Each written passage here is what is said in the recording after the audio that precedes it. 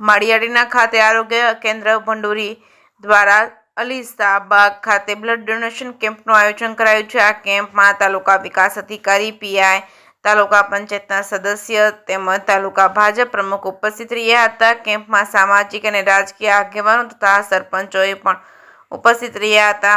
Blood donation કેમ્પમાં કુલ 32 bottle blood એકત્ર કરવામાં આવ્યું હતું. આ કેમ્પને સફળ બનાવવા માટે તાલુકા હેલ્થ ઓફિસર માળિયાહાટીના માર્ગદર્શન હેઠળ આયોજન કરાયું છે. પ્રાથમિક આરોગ્ય કેન્દ્ર ભંડોરીના મેડિકલ ઓફિસર ડોક્ટર સપના ભડા અને તેમની ટીમે જહેમત કરી હતી.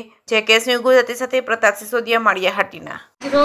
માળિયા આરોગ્ય વિભાગ અને પ્રાથમિક આરોગ્ય કેન્દ્ર ભંડોરી દ્વારા માળિયા મુકામે અલીશાબાગ ખાતે બ્લડ ડોનેશન કેમ્પનું આયોજન કરવામાં આવેલું હતું, જેમાં અત્યાર સુધીમાં 31 જેટલી બોટલનું કલેક્શન થયેલું છે. અને આ બ્લડનો મુખ્ય ઉદ્દેશ સગર્ભા માતાઓને બ્લડની જરૂરિયાત હોય ત્યારે અકસ્માતમાં તેમજ અમુક અટકાયતી પગલાંને પહોંચી વળવા માટે કરવામાં આવેલ છે. અને આ કેમ્પનું સફળ બનાવવા માટે માળિયાના આગેવાનોનો ખૂબ ખૂબ આભાર છે. તેમજ અહીં બ્લડ કલેક્શન માટે જીવન પ્રકાશ ફાઉન્ડેશન દ્વારા ખૂબ સહકાર આપેલો છે. આભાર. ડૉક્ટર ડાભી, તાલુકા હેલ્થ ઓફિસર માળિયા. આજરોજ આરોગ્ય વિભાગ માળિયા અને માળિયા આગેવાનો દ્વારા માળિયા ખાતે બ્લડ ડોનેશન કેમ્પનું આયોજન કરવામાં આવેલું હતું.